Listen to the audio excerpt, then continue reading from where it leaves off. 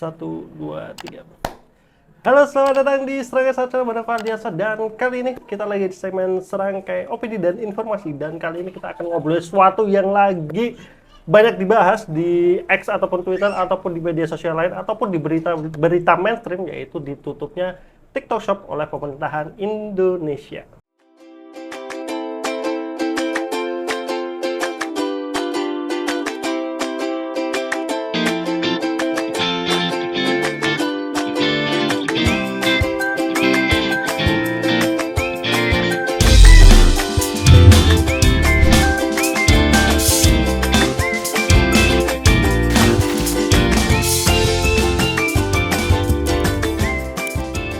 Nah, buat kalian nih pegiat sosial media ataupun yang memang istilahnya sering banget berbelanja di e-commerce ataupun media-media online, bisa Tokopedia, Shopee, atau Lazada. Nah, kali ini kan kita sebenarnya ini bukan fenomena baru, ini udah lama, cukup lama. Ini ada fenomena berkaitan dengan TikTok Shop yang mana berdasarkan surat edaran terbaru dari Kementerian Perdagangan dan juga pemerintah Indonesia, kemudian dari TikTok juga sudah ngirimin email ke para pegiat ataupun pengguna dari e-commerce-nya TikTok Shop bahwasanya layanan TikTok Shop itu akan dihapuskan dari TikTok Indonesia. Jadi buat kalian yang berdomisili di Indonesia, itu kalian nanti tidak akan bisa lagi mengakses TikTok Shop itu sesuai dengan regulasinya. Nah, kali ini aku mencoba ngobrolin atau membahas berkaitan ini dari 3 perspektif aku terkait 3 sudut pandang. Yang pertama dari konsumen ataupun pembelinya, kemudian dari sisi pedagangnya ataupun yang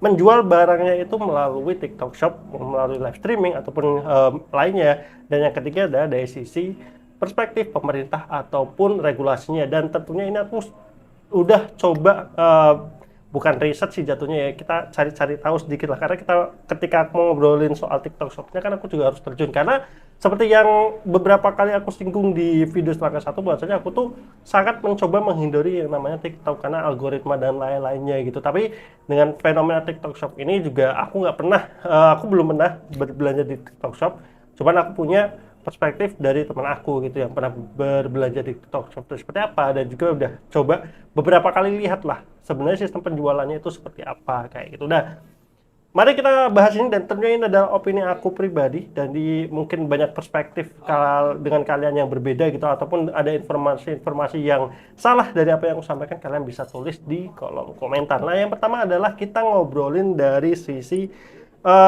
konsumennya ya, ataupun pengguna dari TikTok itu sendiri. Nah, ini sebenarnya berkesinambungan kenapa aku tidak memakai TikTok, karena itu sangat adiktif banget. Dan kalau kalian baca-baca ataupun searching gitu berkaitan dengan algoritma TikTok, itu sangat luar biasa membuat kita itu punya daya tarik tinggi gitu untuk bisa main TikTok terus-terusan scroll, karena ada banyak banget informasi-informasi singkat yang ya akhirnya sesuai dengan harapan kita, apa yang kita keluhkan, apa yang kita inginkan, yaitu diolah menjadi sebuah algoritma itu. Karena bagaimanapun kalau kita bermain sosial media gitu, ketika kita lagi senang, kita mungkin nge-search-nya sesuatu yang happy-happy, kita lagi sedih nge-search apapun, nggak harus di TikTok ya, di Google ataupun di Tokopedia lagi nyari apa, itu nanti bakal muncul di algoritmanya. Karena bagaimanapun kan TikTok tuh udah dapat izin untuk pada saat kita mendownload, kita menggunakan TikTok, dia tuh udah dapat izin untuk bisa mengakses apa yang kita searching gitu, baik itu lewat Google ataupun media lain selain TikTok. Jadi secara algoritma ini,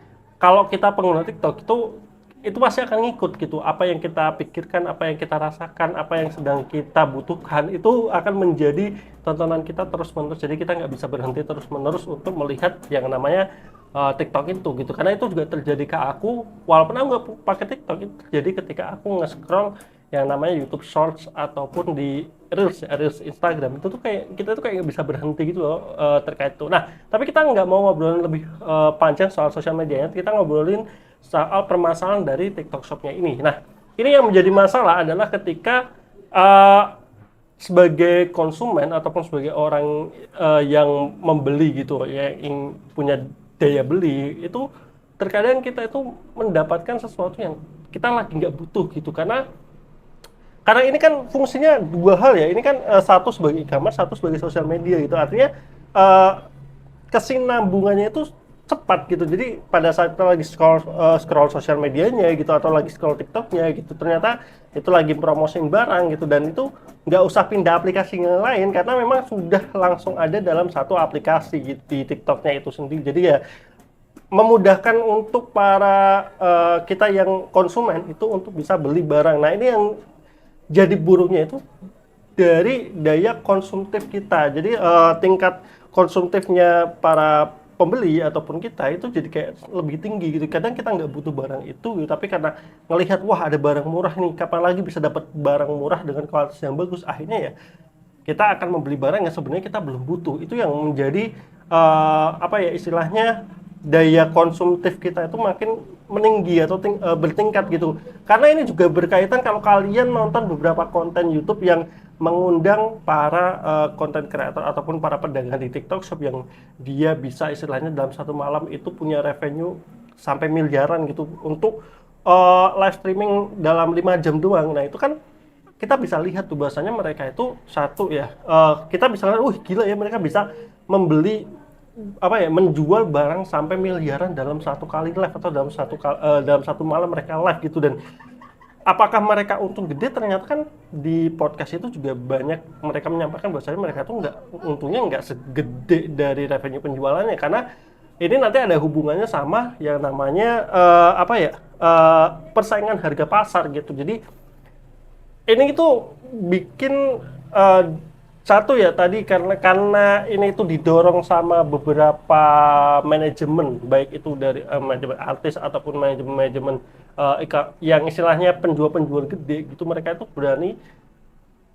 bayar istilahnya bakar uang, kalau dalam istilahnya beberapa podcast itu sebetulnya bakar uang gitu, bakar uang untuk membuat harga-harga yang mereka jual itu bersaing, ataupun bukan bersaing lagi, itu bahkan ngancurin harga pasar gitu. Jadi kalau kita sebagai konsumen kan sebenarnya kita seneng karena wih gila nih kita bisa dapat barang murah dengan harga yang sangat kepres dengan harga produksinya. Kayak misalkan HP yang harga produksinya katakanlah 7 juta, di pasaran itu dijualnya katakanlah 10 juta, tapi di TikTok Shop itu dia bisa dijualnya hanya 8 juta gitu. Artinya tipis banget keuntungan yang bisa didapat dari si produksinya sama ya si konten kreatornya. Apalagi konten kreatornya itu bisa dapat lebih kecil lagi, saya kecil lah untuk revenue, untuk keuntungan yang mereka dapat. Artinya kita sebagai konsumen kita kan pasti widih gila ini bisa beli barang dengan harga murah gitu, kapan lagi bisa dapat seperti itu. Nah itu yang tadi aku bisa katakan, terkadang yang jelek itu ya kita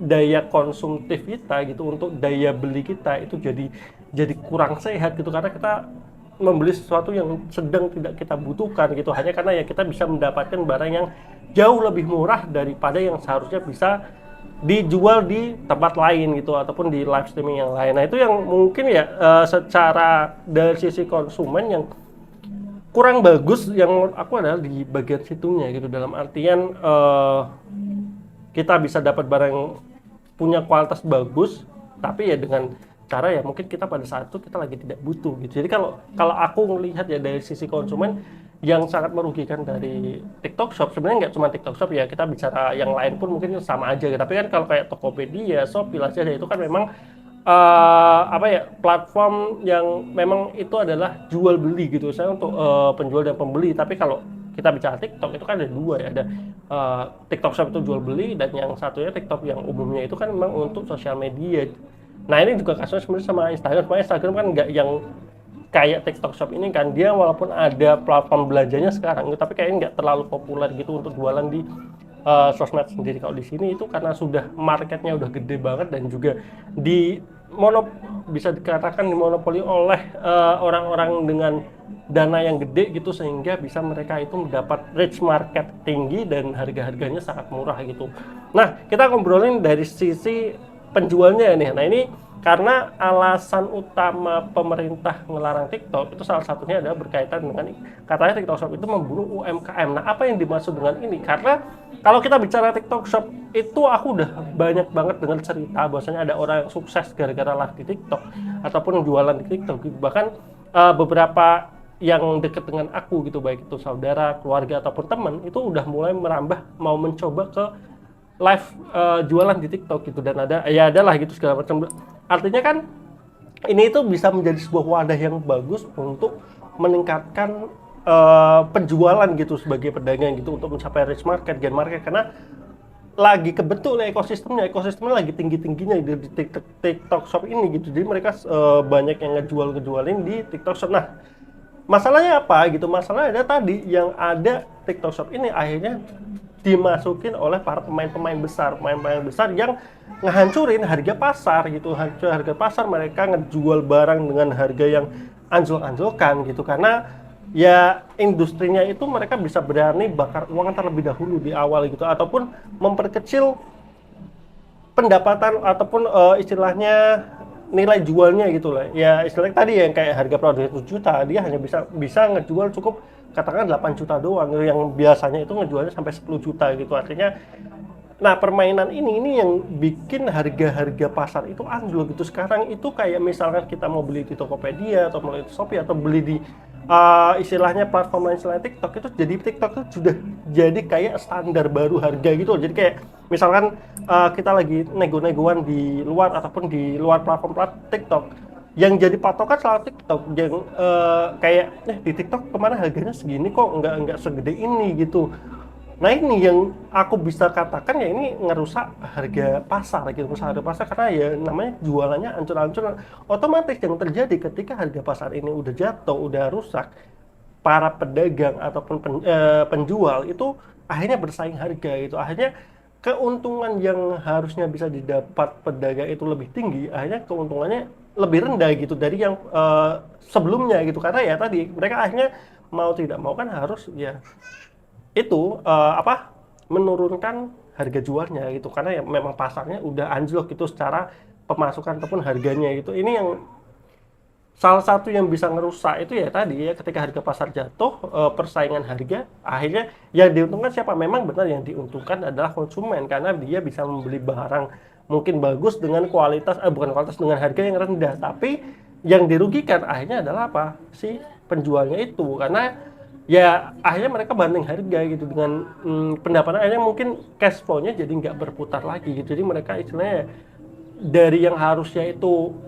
tenaganya itu dihargai, akhirnya tenaganya itu nggak dihargai, yang dihargai hanya istilahnya biaya produksinya aja. Ini yang salah satu yang merusak harga pasar tuh. Terus yang kedua adalah tadi ya permainan istilahnya monopoli dari orang yang berduit, yang membakar duit ini bisa mematikan memang beberapa yang istilahnya apa ya, yang tidak bermain di sini gitu, bermain di TikTok Shop ini gitu. Artinya harga-harganya itu anjlok. Jadi yang jadi masalah ya itu ya beberapa poin terkait tadi. Nah terus yang jadi pertimbangan lagi untuk para penjual ini, yang jeleknya di TikTok Shop ini artinya ketergantungan pada satu platform gitu, yang mana nanti ini ada hubungan sama terkait platform ini yang belum terregulasi di bagian pemerintahnya. Cuman yang jadi masalah di sini, ketika kalian itu berbisnis dan kalian bergantung hanya pada satu platform yang itu ada platform eksternal, ini bisa berbahaya gitu, karena ketika ini kejatuhan jadinya seperti ini, ketika platform itu pada akhirnya itu tutup, collab ataupun faktor-faktor lain, ya sebagai pedagang yang hanya bergantung pada satu platform, artinya ya ketergantungan kita itu jadi tinggi gitu. Dan akhirnya kelimpungannya ketika ya akhirnya TikTok Shop ini ditutup gitu. Mau pindah kemana? Mau pindah ke Shopee, live Shopee, tapi kan rate market atau gain marketnya kan mungkin belum dapat gitu. Nah ini yang jadi sedikit permasalahan untuk, artinya untuk para bisnis ataupun pedagang itu ya sebisa mungkin jangan hanya bergantung pada satu platform ini aja gitu, harus tetap punya backingan lain tuh. Bisa ya TikTok Shop itu mungkin bisa untuk gain marketnya, bisa juga ya dagangannya kan juga banyak, bisa di Tokopedia atau di mana, itu artinya punya banyak marketnya sendiri gitu. Jadi ketergantungan itu yang harus dihati-hati. Nah berkaitan dengan UMKM ini kan juga sebenarnya desakannya banyak ya, desakan banyak itu juga dari para pedagang di pasar-pasar. Nah ini sebenarnya plus minus ya, aku bicara ini aku nggak sepenuhnya menyudutkan TikTok Shop gitu. Artinya ini plus minus, yang namanya semakin berkembang digitalisasi gitu, yang istilahnya para bisnis itu harus bisa tahu peluang gitu. Nah ini yang aku sedikit mengkritik para pedagang di pasar atau pedagang di mall yang nggak suka dengan adanya TikTok Shop atau tidak suka dengan istilahnya e-commerce yang lain gitu, karena memang dunianya udah berbeda gitu. uh, digital ini kan lebih mengedepankan pada apa ya, kemudahan lah ya, kemudahan bertransaksi gitu, nggak harus pergi keluar. Itu artinya inovasi-inovasi itu yang harus didorong gitu. Jadi sebenarnya bukan dengan istilahnya memboikot TikTok Shop atau memboikot e-commerce gitu, tapi lebih kepada para pengusaha ataupun para pebisnis itu ya melihat peluang yang ada gitu. Ketika memang peluangnya seperti ini ya emang harus ikut gitu. Jadi nggak ketinggalan zaman. Nah ini mungkin plus minusnya tadi ya, minusnya mungkin dari TikTok Shop itu salah satunya karena ada permainan harga pasar yang akhirnya bikin anjlok juga. Kemudian yang kedua ada ketergantungan gitu. Artinya para pebisnis ini, para penjual tuh harus juga berhati-hati lah istilahnya, tahu marketnya gitu, nggak cuman bergantung pada satu platform ini aja gitu. Jadi ini yang harus menjadi sedikit pembelajaran buat kita semua. Takutnya ini nanti TikTok Shop ini kan sebenarnya lagi di review ya, TikTok Shop, takutnya ya tadi ini nanti diblokir manual dan akhirnya market yang udah didapat gitu nggak bisa balik gitu, karena hanya bermain di satu platform ini aja. Jadi itu yang harus diperhatikan buat para pedagang ataupun si penjual itu ya, dia yang bermain di TikTok Shop.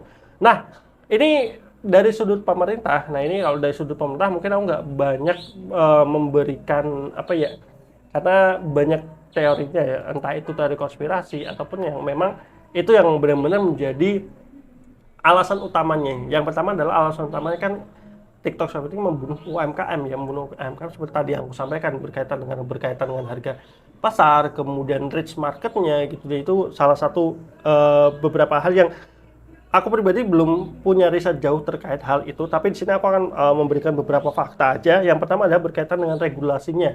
Nah, izin TikTok itu di Indonesia yang disampaikan oleh kementerian dan juga presiden beritanya, bahwasanya izinnya itu baru sebatas sosial media. Mereka belum berizin berkaitan dengan platform jual beli plus sosial medianya itu. Jadi ini yang pertama mungkin dari segi izin.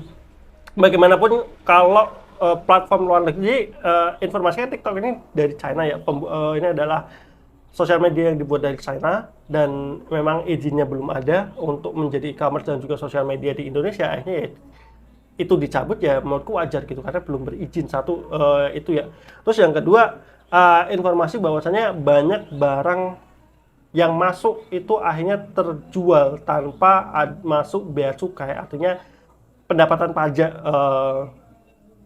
barangnya itu belum dibayarkan pajaknya, artinya kan sebuah kerugian bagi negara ya, salah satunya juga kerugian bagi negara. Yang kedua tadi membunuh UMKM itu karena barang-barang luar negeri pada masuk, barang-barang China yang murah-murah itu pada masuk. Nah ini buat kalian nih, ini aja ya, sentilan dikit aja buat kalian yang teriak-teriak anti asing nggak mau apa ya istilahnya anti sama Cina atau segala macam. Nah ini ada salah satu langkah yang malah justru pemerintah itu melindungi konsumen agar barang-barang mohon maaf dari negara Cina yang istilahnya mungkin secara kualitas jelek ataupun mungkin kualitas tidak bagus, tapi karena masuk tanpa bea cukai dan juga itu yang akhirnya juga mematikan UMKM gitu. Jadi karena barang-barang yang dari luar negeri ini itu yang bisa bersaing, akhirnya UMKM itu kalah saing dengan barang-barang yang diimpor dari luar negeri gitu, yang tentunya tadi ada mungkin satu juga bayar pajak, ada juga yang nggak bayar pajak gitu. Cuman itunya si daya saingnya itu yang daya saing antara barang luar negeri dan juga barang